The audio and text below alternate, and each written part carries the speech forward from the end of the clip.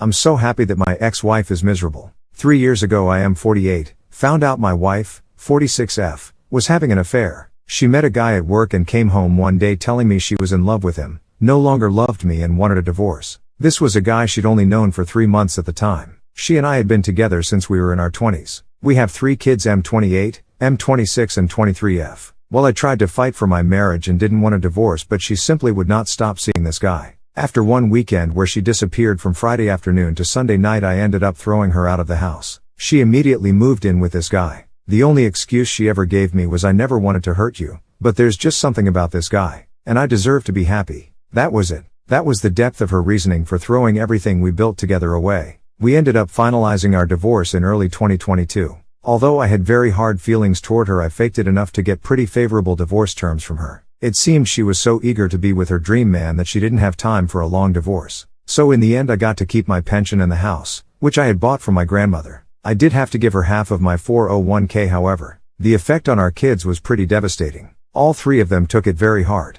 My oldest son told her that if she chose this man he'd never have a relationship with her again. As of right now, neither of our sons has a relationship with their mother. Our daughter does talk to her from time to time, but their relationship is very strained to say the least. My daughter is a very kind person and she tries, but she usually ends her conversations with her mother even more upset than when they started. About 4 months after the divorce, my ex contacted me out of the blue. She told me she had made a terrible mistake and asked if she could come home. Her dream man turned out to be an alcoholic who she says is verbally abusive and wasted all of her money. I used this opportunity to tell her exactly what I thought of her as a person, a wife and a mother. I told her this was her life now and to deal with it. I told her she no longer had a home at this house and to never contact me again. Then a few things happened over the last year that have driven her to start trying to contact me again. First off, I met someone. My sister introduced me to a friend of hers who is also divorced, and she and I hit it off. We've been seeing each other since last summer, and while we've agreed that neither of us wants to get married again, we are together. Once my ex heard about this, she once again tried to contact me, but I ignored her. My son also got married and didn't invite his mother. She again contacted me to try to get me to intervene on her behalf.